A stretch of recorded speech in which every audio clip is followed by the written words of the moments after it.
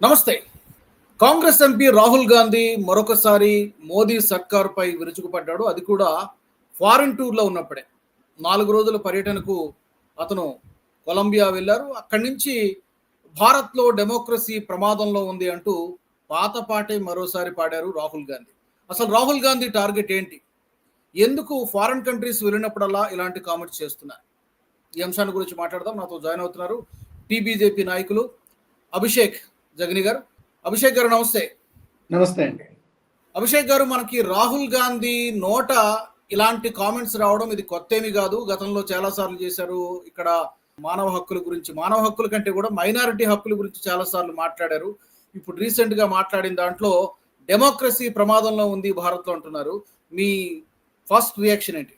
మొట్టమొదటిగా ఇందులో మనం తెలుసుకోవాల్సింది ఏంటంటే, పన్ను ఎగవేత కేసులో బెయిల్పై బయట తిరుగుతున్న వ్యక్తి రాహుల్ గాంధీ అనే వ్యక్తి. అదే కాకుండా అనేక సందర్భాలలో వేరే వేరే రాష్ట్రాల్లోని కోర్టులలో క్షమాపణ అడిగాడు. అంటే తనపై చర్యలు తీసుకోకుండా కోర్టు తనకు రక్షణ కల్పించాలని, తనను క్షమించాలని క్షమాపణ కోరాడు. ఒకసారి కాదు, సీరియల్ అఫెండర్గా పేర్కొనవచ్చు.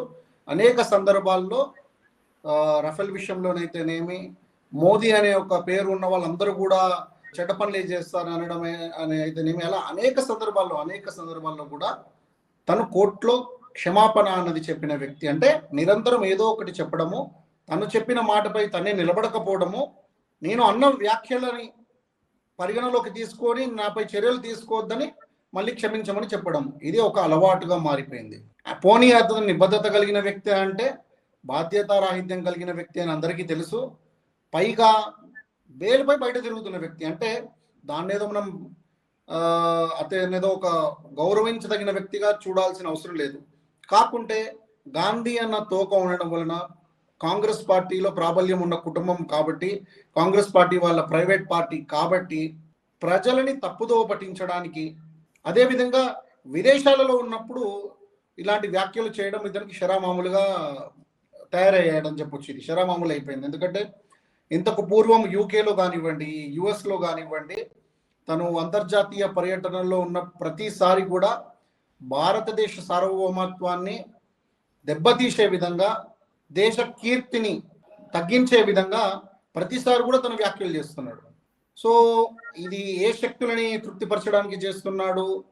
ఎందుకంటే సహజంగా తను మాట్లాడిన ఇక్కడ అంటే సందర్భం మనం ప్రత్యక్షంగా చూసినట్టయితే కనుక పెద్ద ఒక మేధస్సు కలిగిన వ్యక్తి ఏం కాదు, పెద్ద వక్త కూడా ఏం కాదు.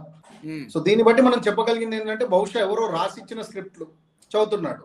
కానీ వీటి ఉద్దేశంని ఖచ్చితంగా మాత్రం మనం చూడాలి. ఎందుకంటే ప్రతిసారి విదేశాల్లో ఉన్నప్పుడు ఇలాంటి వ్యాఖ్యలు చేయడం, ఎవరన్నా కూడా సాధారణంగా ఒక దేశం నుండి వేరే దేశంకి వెళ్ళినప్పుడు మన దేశం పట్ల, దేశ సమాజం పట్ల, సంస్కృతి సంప్రదాయాల పట్ల, అన్నిటి పట్ల కూడా మనము వాటి కీర్తిని పెంచడానికి ఏ వ్యక్తి అయినా కూడా ఒక కల్చరల్ అంబాసిడర్గా బిహేవ్ చేస్తాడు. అంటే ఎవరు కూడా తన దేశాన్ని కించపరచడాన్ని స్వీకరించాడు. మరి అటువంటప్పుడు ఇతను ప్రజా జీవితంలో ఉన్నప్పుడు ఎంతో బాధ్యతాయుతగా ఉండాల్సింది పోయి, ఒక పార్టీ పట్ల ద్వేషాన్నో, లేదంటే ప్రధానమంత్రి నరేంద్ర మోదీ గారి పట్ల ద్వేషాన్నో పూర్తి భారతదేశానికి ఆపాదిస్తూ ఒక అసలు సిసలు దేశద్రోహి ఎలా ఉండాలి అనడానికి ఒక నిలువెత్తు నిదర్శనంగా మారాడు ఇవాళ రాహుల్ గాంధీ. అభిషేక్ గారు, పార్టీ దేశభక్తుల కుటుంబం అని చెప్పుకునే క్లెయిమ్ చేసుకుంటూ పూర్తి దానికి వ్యతిరేకంగా భిన్నంగా వ్యవహరిస్తున్నాడు. అభిషేక్ గారు, అయితే కాంగ్రెస్ పార్టీ స్పోక్స్ పర్సన్స్ కానీ లేకపోతే రాహుల్ గాంధీ కానీ మా వ్యాఖ్యలు యాంటీ ఇండియా అని బీజేపీ ప్రచారం చేస్తుంది. మేము యాంటీ ఇండియా కాదు, అక్కడ మోదీ సర్కార్ తీసుకుంటున్నటువంటి నిర్ణయాలను మాత్రమే వ్యతిరేకిస్తున్నాం అని చెప్పి కాంగ్రెస్ పార్టీ స్పోక్స్ పర్సన్స్ చెప్తున్నారు. పర్టికులర్గా అంటే డెమోక్రసీ విషయంలో ఏంటి, డెమోక్రసీ విషయంలో పర్టికులర్గా ఈ మధ్యకాలంలో ఆయన ఈ ఓట్ చోరీ నినాదాన్ని ఎత్తుకున్నారు. ఒక 16 రోజులు యాత్ర బీహార్లో చేశారు. మరి అది ఎంత ఇంపాక్ట్ ఇస్తుందో చూడాలి రాబోయే ఎన్నికల్లో. అంటే మనం దేశానికి వ్యతిరేకం కాదు, కేవలం బీజేపీ అలా ప్రొజెక్ట్ చేస్తోంది మమ్మల్ని అని చెప్పి ఆరోపిస్తున్నారు కాంగ్రెస్ పార్టీ. దేశానికి వ్యతిరేకం కాదు అన్నప్పుడు దేశంలో వ్యవస్థలు ఉన్నాయి.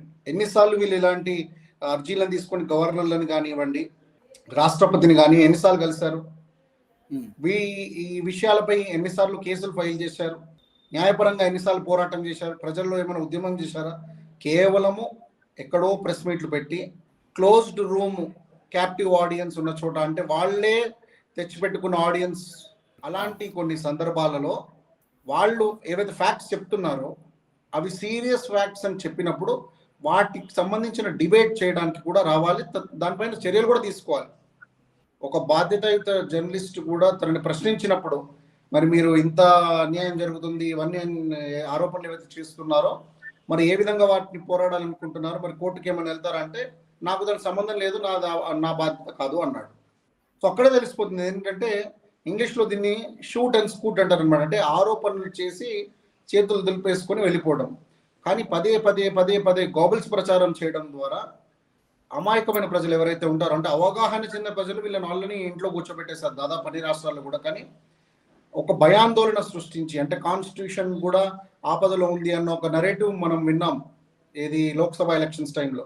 అలాంటి ఒకే విషయాన్ని పదే పదే పదే పదే చెప్పి జనాలని భయాందోళనకి గురి చేసి తప్పుదోవ పట్టించే ప్రయత్నం అనేది జరుగుతుంది లోకల్గా చూసినట్టు. అదే బయట దేశాల్లో భారతదేశాలు అంటే ఎక్కడైతే సత్సంబంధాలు నిర్మించాలనుకుంటుందో అలాంటి దేశాలకు వెళ్ళి దేశ కీర్తి ప్రతిష్టలు సార్వభౌమత్వాన్ని ఇవన్నిటిని కూడా దెబ్బతీసే విధంగా కుట్రపూరితంగా విషం చిమ్ముతున్నాడు.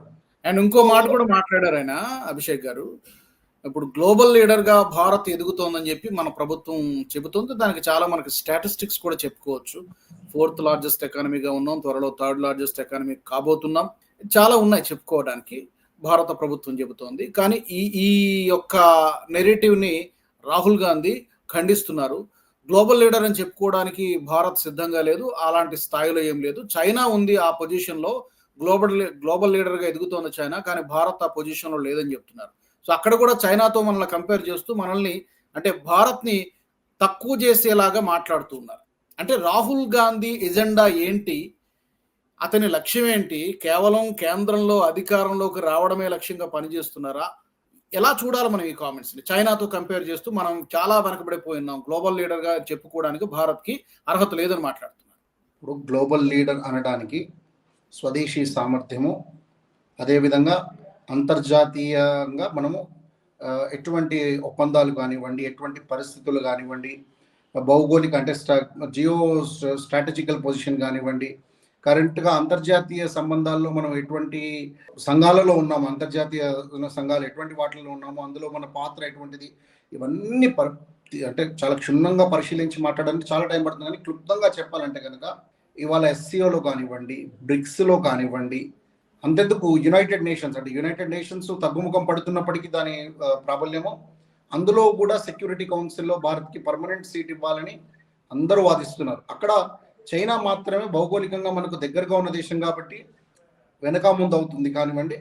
అన్ని సందర్భాల్లో చూసినట్టయితే కూడా వాణిజ్య ఒప్పందాలు, ఇవాళ యూకేతో మనకు వాణిజ్య ఒప్పందం జరిగింది, ఆస్ట్రేలియాతో ఉంది, న్యూజిలాండ్తో చర్చలు ఉంది, అలా అనేక దేశాలు, సౌత్ అమెరికన్ కంట్రీస్, నెఫ్టా, రష్యాతో, యూరోపియన్ యూనియన్తో, ఆఫ్రికాతో కూడా వాణిజ్య సంబంధాలు కానివ్వండి, దౌత్యపరమైన సంబంధాలు కానివ్వండి, వ్యాక్సిన్ దౌత్యం ద్వారా మనం ప్రపంచం మొత్తం వ్యాక్సిన్ పంపించాం. అలా అనేక సందర్భాలు, ఆఫ్ఘనిస్తాన్లో కూడా ఒక డ్యామ్ కట్టించడం, ఒక పార్లమెంట్ భవనం నిర్మించడము, తాలిబాన్ కూడా అంటే తనకు అనేక, అంటే ఇప్పుడు వాళ్ళు ఏర్పాటు చేసుకున్న ప్రభుత్వం అది ప్రజా ఆమోదం పొందిందా లేదా అన్న విషయం వేరే ఇదైనప్పటికీ అలాంటి దేశం కూడా భారత్ సత్సంబంధాలు పెట్టుకోవాలని చూస్తుంది. ఎందుకంటే ఇవాళ భారతదేశానికి ప్రపంచ వ్యవహారాల్లో పెరుగుతున్న ప్రాబల్యము, ప్రాముఖ్యత వల్ల అందరూ కూడా భారత్తో సత్సంబంధాలు పెట్టుకోవాలని చూస్తున్నారు. అందుకే అమెరికా కూడా ఇండియా నా టర్మ్స్తో నడుస్తుంది అని చూపించడానికి విశ్వ ప్రయత్నాలు చేసి మనని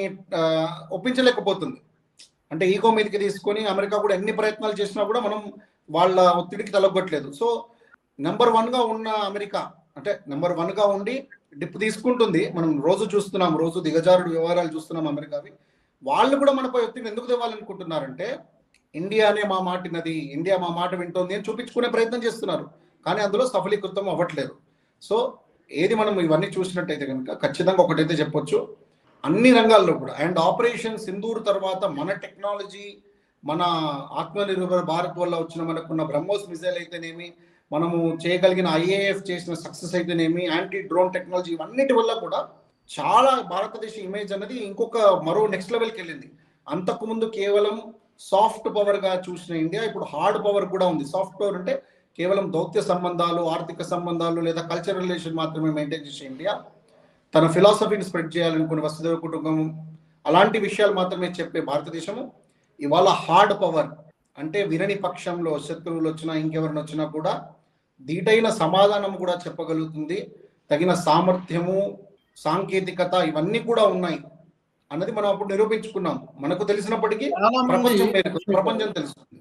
చాలా మంది అభిషేక్ గారు నైబరింగ్ కంట్రీస్ లో జరుగుతున్నటువంటి పరిణామాలు కానీ లేదా మన దేశంలో జరుగుతున్నటువంటి కొన్ని పరిణామాలు, ఇక్కడ యూపీలో బరేలీలో నెలకొన్నటువంటి ఉద్రిక్త పరిస్థితులు కానీ, మొన్న లద్దాఖ్లో నెలకొన్నటువంటి పరిస్థితులు, వాంగ్చుక్ను అరెస్ట్ చేయడం కానివ్వండి, ఇలా వేరు చోట్ల వేరు సంఘటనలు జరుగుతూ ఉన్నాయి. రాబోయే 2-3 నెలలు చాలా కీలకం భారత్కి.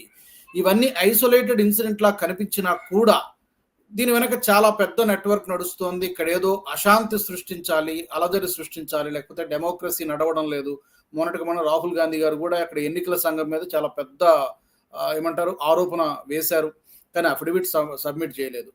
సో ఈ 2-3 నెలలు చాలా కీలకం భారత్కి, చాలా పెద్ద సవాల్ ఎదుర్కోవాల్సి ఉంటుందని చెప్పి మీలాంటి, అఫ్ కోర్స్ మీరు బీజేపీ స్పోక్స్ పర్సన్ అనుకోండి, ఈవెన్ జనరల్ అనలిస్టులు కూడా చాలా మంది చెప్తున్నారు 2-3 నెలలు చాలా కీలకం, దీన్ని మనం పెద్ద సవాల్ కాబోతుంది.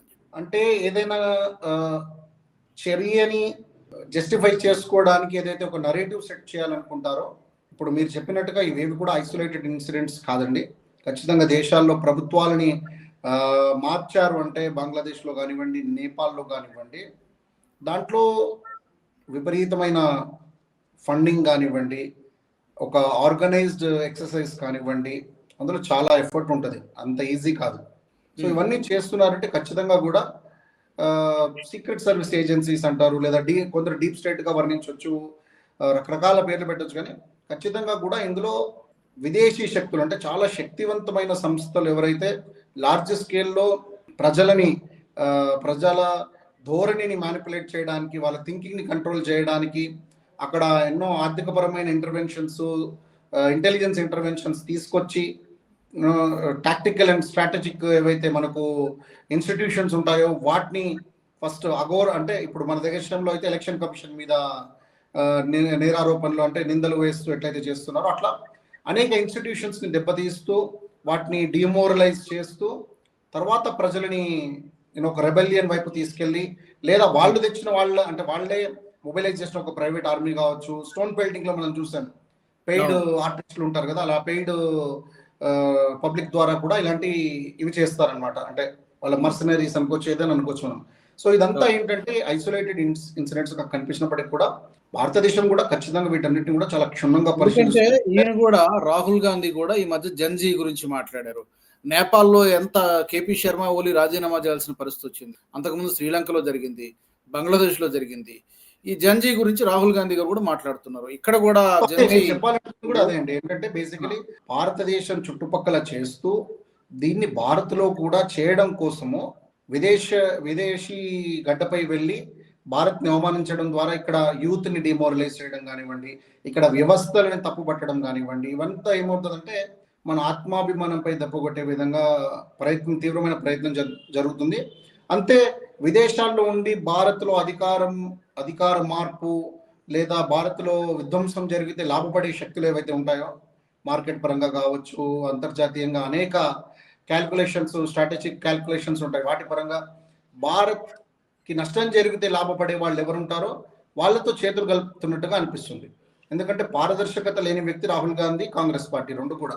చైనా చెందిన సిసిపి పార్టీతో వీళ్ళు ఎటువంటి చీకటి ఒప్పందం చేసుకున్నారో దాన్ని ఇప్పటి వరకు కూడా బహిర్గతం చేయలేదు.